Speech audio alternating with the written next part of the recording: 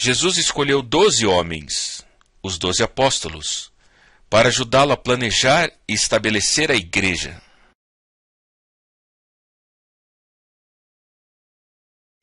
Jesus disse aos apóstolos: "O tempo é chegado", dizia ele. "O reino de Deus está próximo." Evangelho de Marcos, capítulo 1 e verso 15. Ainda no capítulo 9 e verso 1 do mesmo evangelho, ele lhes disse: "Garanto-lhes que alguns dos que aqui estão de modo nenhum experimentarão a morte, antes de verem o reino de Deus vindo com poder." Note que alguns dos apóstolos estariam vivos quando chegasse o reino dos céus.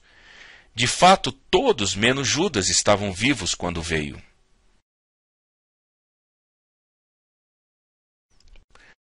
Um pouco antes da sua morte, Jesus perguntou aos seus discípulos: "E vocês?", perguntou ele, "quem vocês dizem que eu sou?" Simão Pedro respondeu: "Tu és o Cristo, o Filho do Deus vivo." Respondeu Jesus: "Feliz é você, Simão, filho de Jonas, porque isto não lhe foi revelado por carne ou sangue, mas por meu Pai que está nos céus. E eu lhe digo que você é Pedro, e sobre esta pedra edificarei a minha igreja, e as portas do Hades não poderão vencê-la. Eu lhe darei as chaves do reino dos céus." Mateus capítulo 16, verso 15 a 19. Concluímos desses versículos que Jesus edificaria sua igreja, a qual ele identificou como sendo o reino dos céus. Jesus viveu uma vida perfeita. Jesus demonstrou o poder divino. Jesus ensinou lições práticas. Jesus revelou a vida futura. E Jesus planejou a igreja. Mas Jesus foi rejeitado pelos seres humanos.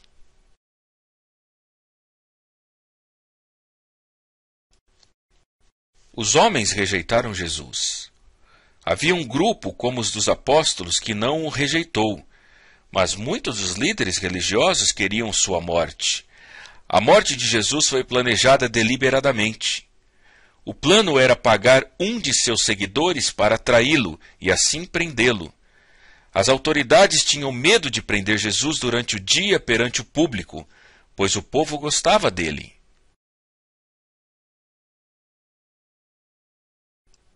Judas encontrou uma boa ocasião na noite em que Jesus estava orando no jardim do Getsêmani. Judas levou as autoridades e os soldados até lá. Chegando, beijou Jesus no rosto para identificá-lo. Judas recebeu 30 moedas de prata pela traição. Jesus deixou o palácio de Pilatos em direção à cruz.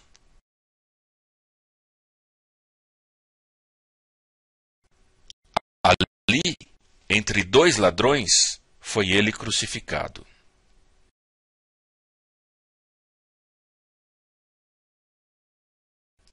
A morte de Jesus foi por crucificação.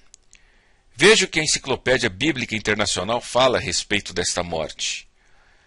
O sofrimento causado pela morte por crucificação era intenso, especialmente nos climas quentes. O sangue que vertia das feridas abertas resultava em severa inflamação local, produzindo febre traumática que se agravava com a exposição ao calor do sol, a posição forçada do corpo e a sede insuportável. As feridas ficavam inchadas ao redor dos pregos e dos tendões partidos, e os nervos dilacerados provocavam agonia lancinante. As artérias da cabeça e do estômago ficavam sobrecarregadas de sangue, e uma dor de cabeça terrível e palpitante se seguia. A vítima da crucificação literalmente morria 1000 mortes. Não era raro sobrevir o tétano, e as convulsões subsequentes faziam abrir mais as feridas e aumentar ainda as dores, até que por fim as forças físicas se exauriam e a vítima mergulhava na inconsciência e na morte.